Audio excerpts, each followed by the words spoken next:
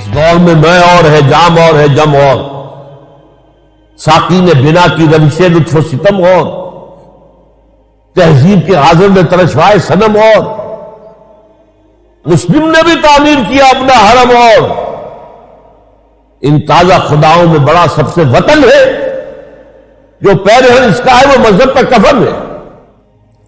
ہمارا وطن پاکستان، ڈاکٹر عیسی محمد صاحب نے تو فرمایا کہ اس کی بنیاد پڑ گئی تھی دور نبوت ہی میں۔ خود قائد اعظم نے ایک مرتبہ فرمایا تھا کہ پاکستان اسی وقت بن گیا تھا جب ہندوستان میں پہلے ہندو نے اسلام قبول کیا۔ عام طور پر تحریک پاکستان میں حضرت مجدد الفسانی رحمۃ اللہ کا کردار، پھر سر سید احمد خان کا کردار بیان کیا جاتا ہے، لیکن واقعہ یہ ہے کہ پاکستان کے وجود میں آنے میں سب سے بڑا کردار دو شخصیتوں کا ہے، علامہ اقبال اور قائد اعظم۔ جہاں تک علامہ اقبال کا تعلق ہے، وہ اس ملک کے مجوز بھی تھے، تجویز پیش کرنے والے، مبشر بھی تھے، بشارت دینے والے کہ یہ قائم ہوگا، اور مصور بھی تھے، اس کی رخشہ کشی کرنے والے کہ وہ کیسا اسلام، کیسا پاکستان ہونا چاہیے۔ جہاں تک قائد اعظم کا تعلق ہے، وہ معمار تھے، انہوں نے تعمیر کیا ہے۔ اقبال کی حیثیت آرکیٹیکٹ کی تھی، جس نے نقشہ دیا ہے۔ یہ دونوں کے مابین جو نسبت ہے اس کو ضرور سمجھ لیجیے۔ میں تھوڑی سی وضاحت کر دوں، جس جماعت نے پاکستان بنایا اس کا نام مسلم لیگ، وہ 1906 میں قائم ہوئی ہے ڈھاکہ میں۔ 24 برس تک، نوٹ کر لیجئے، 1930 تک مسلم لیگ صرف اشرافیہ کا ایک کلب تھا۔ نواب محسن الملک، نواب اسماعیل خان، نواب زادہ لیاقت علی خان، یہ نوابوں، وڈیروں، بڑے لوگوں اور سرداروں کی جماعت تھی، عوامی جماعت سرے سے نہیں تھی۔ اور اس کا سارا مسموعہ کیا تھا کہ ہندوستان کی آزادی کے بعد ایسا نہ ہو کہ ہندو اکثریت مسلمان اقلیت کو دبا لے، ایکسپلائٹ کرے، اس کا استحصال کرے، اس کی تہذیب ختم کرے، یہاں تک کہ اس کا مذہب ختم کر دے۔ صرف یہ کہ اپنے آزادی کے بعد اپنے تشخص کا تحفظ اور اپنے حقوق کی حفاظت کے لیے کوشش ہو رہی تھی، بس۔ اور اس کے ضمن میں اتنا بڑا رول پلے کیا ایک شخص نے جس کا نام تھا محمد علی جناح۔ میں اس وقت قائد اعظم نہیں کہہ رہا، جس وقت کی بات میں کر رہا ہوں اس وقت تک وہ قائد اعظم نہیں تھے، محمد علی جناح۔ اور نوٹ کر لیجئے، وہ سیکولر خیالات کے حامل تھے، وہ قوم پرست تھے، وہ ہندوستان کی وحدت کے قائل تھے، وہ ہندو مسلم اتحاد کے سب سے بڑے سفیر تھے۔ ہندوؤں نے انہیں خطاب دیا ہندو مسلم اتحاد کا سفیر۔ بھرپور کوشش انہوں نے کی، اور یہ بھی نوٹ کیجئے 1906 میں وہ مسلم لیگ میں نہیں آئے، حالانکہ ہندوستان میں موجود تھے۔ دادا بھائی نوروجی جو پریزیڈنٹ تھا کانگریس کا، اس کے وہ سیکریٹری تھے۔ 1913 میں جا کر مسلم لیگ میں شامل ہوئے ہیں مولانا محمد علی جوہر کے کہنے پر، لیکن پھر بھی اپنی کانگریس کی رکنیت پھر بھی برقرار رکھی ہے، ڈوئل ممبرشپ، کانگریس کی بھی اور مسلم لیگ کی بھی۔ اور یہ سن 13 سے لے کر 30 تک اندازہ سمجھئے سر توڑ کوشش کی ہے، سر توڑ کوشش کی ہے کہ کسی طرح ہندو انصاف کی طرف آ جائیں، انصاف کی بات مانے، مسلمانوں کے حقوق جو ہے ان کو دینے کے لیے تیار ہو جائیں۔ لیکن ہوا کیا، اس کے بعد شدید مایوس ہو گئے ہندو سے۔ ہندو سے کوئی توقع نہیں ہے، یہ انصاف نہیں کرے گا، یہ تو برباد کر کے رہے گا، تباہ کر کے رہے گا مسلمانوں کو۔ اور اس کا یہ نتیجہ نکلا کہ انہوں نے سیاست کو خیر بات کہہ دی، انگلستان جا کر ایک کوٹھی خریدی اور اپنی لیگل پریکٹس شروع کر دی۔ آپ نے ایک نام سنا ہوگا، بہت بڑا نام ہے، ایس ایم اکرام، شیخ محمد اکرام، ان کی 3 کتابیں بڑی یوں سمجھیے کہ کلاسک کتابیں ہیں، آب کوثر، موج کوثر، روض کوثر۔ وہ ایس ایم اکرام اس وقت پڑھ رہے تھے انگلستان میں، آکسفورڈ میں۔ وہ چل کر آئے ہیں محمد علی جناح کے پاس لندن۔ انہوں نے کہا کہ آپ کیوں ہندوستان چھوڑ آئے؟ وہاں کے مسلمانوں کو تو آپ کی ضرورت ہے۔ یہ جملہ جو ہے محمد علی جناح کا، یہ تاریخی جملہ ہے۔ ہندوز آر انکورجیبل۔ ہندو میں نے دیکھ لیا، تجربہ کر لیا، میں نے 4 صدی کے تجربے کے بعد میں کہہ رہا ہوں کہ ہندو ناقابل اصلاح ہے۔ ہندوز آر انکورجیبل۔ اور مسلمانوں کا حال کیا ہے کہ ان کا بڑے سے بڑا لیڈر جو بات مجھ سے صبح کرتا ہے، شام تک گورنر کو یا کمشنر کو پہنچا دیتا ہے۔ تو ایسی قوم کی میں قیادت کیسے کروں؟ یہ میں نے چاہا کہ آپ مسلم لیگ کی تحریک کے 2 ادوار کو تقسیم کر لیجئے 1930 پر۔ 1930 میں اب مسلم لیگ کے افق پر خورشید تازہ کے مانند طلوع ہوئی شخصیت علامہ اقبال کی، جبکہ محمد علی جناح مایوس ہو کر جا کر لندن میں بیٹھ چکے تھے، سیاست سے بے دخل، سیاست سے ہاتھ دھو چکے۔ 1930 کا جو خطبہ تھا علامہ اقبال کا دہلی کا، ابھی آپ نے جو تذکرہ فرمایا، 30 دسمبر سن 1930 الہ آباد، نہرو فیملی کا گھر، گڑھ بلکہ گڑھ کہنا چاہیے۔ اس میں آپ نے 2 کام کیے۔ ایک تو دلائل کے ساتھ ثابت کیا، سوشولوجی کے تمام مسلمات کی روح سے ثابت کیا کہ مسلمان ایک علیحدہ قوم ہے۔ ظاہر بات ہے یہ کام صرف علامہ اقبال کر سکتے تھے، یہ فلسفی کے کرنے کا کام تھا۔ یہ ثابت کرنا تمدنی اصولوں کے مطابق کہ مسلمان علیحدہ قوم ہے، مسلمان کسی دوسری قومیت میں ضم نہیں ہو سکتے۔ اور نمبر 2، انہوں نے مطالبہ کیا کہ مسلمانوں کو علیحدہ وطن دیا جائے۔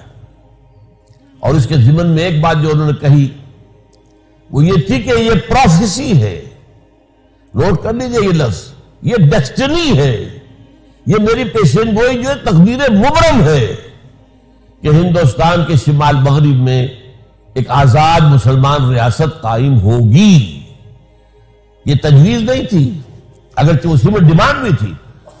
ایک ڈیمانڈ یہ تھی کہ جب تک انگریز یہاں ہے، ان علاقوں کو ملا کر ایک صوبہ بنا دیا جائے۔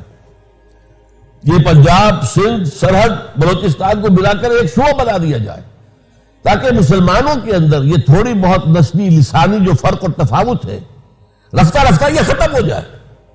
ظاہر بات ہے جب تک انگریز ہے علیحدہ آزاد ملک تو نہیں بن سکتا، لیکن جب انگریز جائے ود ان برٹش امپائر اور ود آؤٹ، یا باہر، یہ ایک آزاد ملک بن جائے۔ دوسری بات جو آپ نے کہی، دوسرا خواب جو آپ نے دیکھا، وہ کیا تھا کہ اگر ہمیں یہ مل گیا پاکستان، ہمارا پاکستان کا لفظ استعمال نہیں کیا تھا، اگر علیحدہ ملک مل گیا تو ہمیں ایک موقع مل جائے گا کہ اسلام کے چہرے پر جو بدنما داغ اور دھبے آ گئے تھے دور امپیریلزم میں، دور شہنشاہیت میں، ذرا نوٹ کیجیے، اس جملے کو سمجھنا ہوگا پہلے۔ اسلام کا ایک دور ہے حضور کا زمانہ اور خلافت راشدہ، اس دور کا اسلام کچھ اور تھا۔ پھر دور ملوکیت کا ہے، بنو امیہ کا اسلام، بنو عباس کا اسلام اور ترکوں کا اسلام، یہ اسلام، سلجوقیوں کا اسلام، مغلوں کا اسلام، صفویوں کا اسلام، یہ اسلام کچھ اور تھا۔ لیکن طویل دور تو انہی کا ہے، دنیا اسلام کو دیکھتی ہے ان کے آئینے میں۔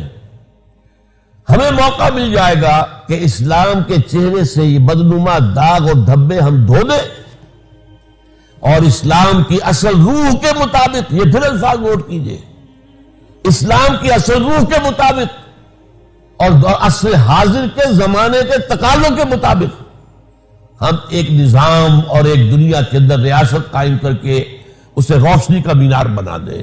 یہ تھا نظریہ پاکستان۔ آج کل ہمارے ہاں بہت سے دانشور ہیں، کالم نگار ہیں، انہوں نے ایک عجیب گمراہ کن بات شروع کر دی ہے۔ پاکستان کا نظریہ کچھ نہیں تھا، یہ صرف بنی ہوئی بات ہے، گھڑی ہوئی بات ہے۔ یہ بات صحیح ہے کہ پاکستان کا نظریہ 1906 سے نہیں تھا، لیکن 1930 سے تھا، اور چونکہ در حقیقت بعد کی مسلم لیگ کو میں کہتا ہوں کہ وہ اصل مسلم لیگ، وہ دور، وہ اقبال کی مسلم لیگ ہے۔ اس لیے اگلی بات میں آپ سے پھر کہوں گا کہ جب علامہ اقبال نے یہ انجیکشن دیا ہے، جو مسلم لیگ کی ایک تحریک تھی، اس میں جو ہے اب یہ انجیکشن دیا احیاء اسلام، ہم تو دنیا میں دوبارہ اسلام کا نقشہ پیش کرنا چاہتے ہیں۔ یہ تو مشنری رول تھا، داعیانہ رول تھا، پیغمبرانہ رول تھا۔ اس رول سے ظاہر بات ہے کہ خون گرم ہوا ہے ملت اسلامیہ ہندوستان کا، اور اس کے اندر وہ جوش پیدا ہوا ہے جو علامہ اقبال کی شاعری سے بھی بہت پہلے پیدا ہو چکا تھا، شاعری کے ذریعے۔ لیکن اب آپ علامہ اقبال گئے ہیں 1932 میں لندن، تیسری گول بیس کانفرنس، اس میں محمد علی جناح شریک نہیں تھے، لندن میں تھے لیکن چونکہ سیاست چھوڑ چکے تھے لہذا اس گول بیس کانفرنس میں نہیں تھے، علامہ اقبال گئے تھے۔ وہاں انہوں نے وہ جو خطبہ اقبال تھا اس کی جو ہے ریزوننس ہو چکی تھی، وہاں پر رمزے میکڈونلڈ اس وقت کا وزیر اعظم تھا انگلستان کا، اس نے یہ الفاظ کہے ہیں، تاریخی الفاظ، A poet has destroyed our dreams of united India۔ ایک شاعر، علامہ اقبال کی طرف اشارہ کر رہا ہے، ایک شاعر نے ہمارے جو خواب تھے کہ ہندوستان واحد رہے، متحد رہے، ہمارے سارے خواب پریشان کر دیا، توڑ پھوڑ کر رکھ دی۔ یہ رمز میکڈونلڈ کے اپنے الفاظ، اتنا زور تھا اس خطبہ الہ آباد کے اندر، اور اس سے وہ جو شخوش مسلمانوں میں پیدا ہو گیا تھا کہ پرائم منسٹر آف برٹن یہ کہہ رہا ہے A poet has destroyed our dreams of a united India۔ بہرحال اسی موقع پر حضرت علامہ اب محمد علی جناح سے ملاقات کرتے ہیں، ان کے جسم میں بھی وہی انجیکشن لگاتے ہیں کہ دیکھو اب تک تم نے صرف مسلمان اشرافیہ کے ساتھ بات کی ہے، ایلیٹ کے ساتھ بات کی ہے، عوام میں آؤ، اور نمبر 2 صرف حقوق کا تحفظ نہ کرو، یہ ڈیفینسو انداز ہے، آفینسو انداز لو، ہم اسلام غالب کریں گے، اسلام قائم کریں گے، اسلام نافذ کریں گے، عہد حاضر کی جدید ترین اسلامی ریاست قائم کریں گے۔ یہ انجیکشن ہے جو 1930 میں مسلم لیگ کو لگا، 1932 میں قائد اعظم کو لگا، پھر اس کے کچھ عرصے کے بعد اور لوگوں نے بھی کوششیں کی، نوابزادہ لیاقت علی خان نے بھی کہا آپ آئیے واپس۔ بہرحال اس کے بعد جب آئے ہیں محمد علی جناح، پھر انہوں نے آ کر اسلام کا راگ الاپا ہے، پھر انہوں نے ہندوستان کے شہر شہر میں، قریے قریے میں، بستی بستی میں جا کر، میں تو یہ کہتا ہوں انہوں نے اسلام کی قوالی گائی ہے۔ قوالی میں کیا ہوتا ہے؟ حال آ جایا کرتا ہے۔ واقعہ یہ ہے کہ ہندوستان کے مسلمانوں کو حال آ گیا، تمام ہندوستان کے جمع ہو گئے مسلمان مسلم لیگ کے جھنڈے تلے، اور 1940 میں آ کر پاکستان کے ریزولوشن تلے سب۔ حالانکہ ایک بات پر غور کیجئے، یہ حماقت نہیں تھی؟ کیا یوپی کبھی پاکستان میں آ سکتا تھا؟ یوپی کے مسلمان کیوں مسلم لیگ کا ساتھ دے رہے تھے؟ کیوں پاکستان مانگ رہے تھے؟ یہ سی پی کبھی آ سکتا تھا، کبھی مدراس آ سکتا تھا، کبھی بامبے آ سکتا تھا، کبھی بہار آ سکتا تھا، کبھی راجستھان آ سکتا تھا، ہرگز نہیں۔ پھر یہ پاگل پن نہیں تھا؟ جدید انداز میں تو اسے پاگل پن کہا جائے گا۔ ابھی تمہیں کیا ہے؟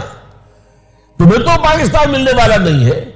لیکن یہ میں اسی لیے کہہ رہا ہوں کہ جیسے قوالی میں حال آ جاتا ہے، حال میں جذبہ ہوتا ہے، عقل پیچھے رہ جاتی ہے، جذبہ ہوتا ہے جو گورن کر رہا ہوتا ہے۔ تو یہ ہے وہ دور جس میں کہ پھر اسلام ہمارا رسم العین بنا، ایک مثالی اسلامی ریاست قائم کرنا ہمارا مقصد بنا، اور اسی کے نتیجے میں